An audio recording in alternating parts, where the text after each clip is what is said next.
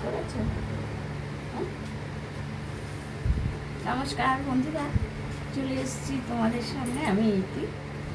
আজকে মেনু নিয়ে দেখো, প্রথমে দিয়েছি কুমড়ো আলু সিদ্ধ। অনেকে ভাতে বলো, আমরা সেদ্ধই বলি, সেদ্ধকে সেদ্ধই বলি।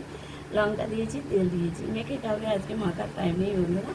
তাই যাই হোক, আর ডাল দিয়েছি মুসুরির ডাল, আর হচ্ছে বাঁধাকপির বড়া, এই যে চালের গুঁড়ো, বেসন, সাথে লঙ্কা কুচি, অনেক কিছু দিয়েছি। যাই হোক, আর দিয়েছি রুই মাছ, আলু আর কোয়াশ, কোয়াশ দিয়ে বড়ি দিয়ে রুই মাছের ঝোল, আর আনারসের চাটনি।